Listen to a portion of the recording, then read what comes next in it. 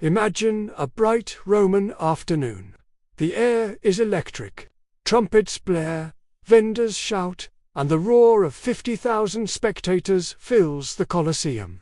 Down on the sun-baked sand, gladiators are preparing for spectacle. It's a festival for Rome's greatest monument, a symbol of its eternal power. But high above, in the cheap wooden seats built for the poor, a disaster is quietly brewing. A faint groan from a wooden beam, a tremor underfoot, a whisper of dust falling through the cracks. But the noise of the crowd drowns it all out. No one believed the Colosseum, Rome's pride, could ever fail. They were about to be proven fatally wrong. The Colosseum was the crown of the empire, vast and majestic.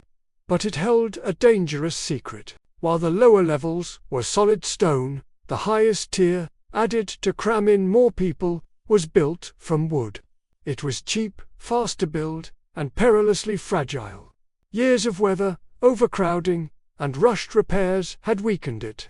But Rome always wanted more. More seats, more spectators, more glory. The Colosseum was straining under a weight it was never meant to bear, and the spectacle mattered more than safety. The beams groaned, but no one was listening. 10 in the morning, the games begin. A gladiator salutes, and the crowd erupts. With that first roar, a wooden beam shifts. No one notices.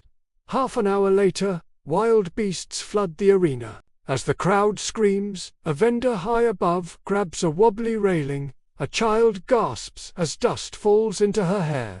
Her mother shushes her, whispering, "It's nothing." But it wasn't nothing.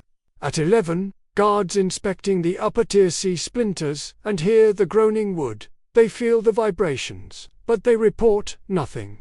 Stopping the games meant angering Rome, a risk no one dared take. By 11:30, every cheer, every stomp of a foot sends a shockwave through the supports.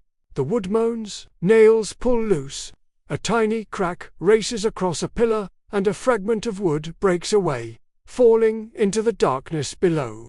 The structure is seconds from failure. 11:45. A sound explodes across the upper tier. A sharp, sudden crack. People turn, confused. Then, the floor drops out from beneath them.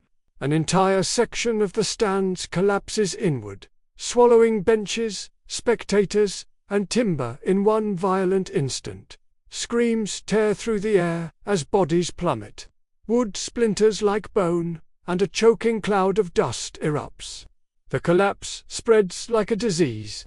Broken beams drag the next row down. Supports buckle, rails snap, and entire sections tilt forward. People cling to anything they can, but their hands slip. Families tumble into the void.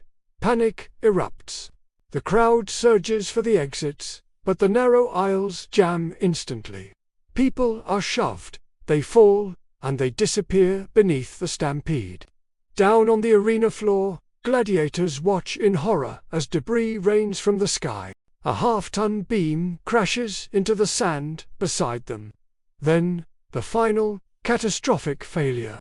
A massive support beam, weakened for years, snaps in two. The entire upper section of the Colosseum buckles inward, twisting and tearing as it falls, crashing through the levels below until it slams into the stone foundations. The sound is deafening. And then, a chilling silence. Rome's greatest monument has swallowed its own people. Soldiers and physicians rush in. The arena sand, once soaked with the blood of gladiators, is now covered in the bodies of civilians, crushed by Rome's own pride. Survivors stumble through the wreckage, bleeding and shaking. News spreads across the city like fire. But inside the palace, the story is already being rewritten. Rome cannot appear weak. Officials change the reports, shrink the numbers, and shift the blame to storms or the will of the gods. The true death toll is buried, just like the victims. Repairs began immediately. Within months, the Colosseum reopened with stronger supports, and the crowds returned. Rome pretended nothing had happened. But the survivors never forgot the sound of the beams breaking, the feeling of the floor dropping away. The day the Colosseum collapsed revealed a truth Rome couldn't admit. Even wonders can fail, and even empires can crack. Rome rebuilt the Colosseum and buried the truth. But the disaster whispers a lesson across the centuries. Power impresses, but humility protects. And the moment you believe something is too great to break is the very moment it does.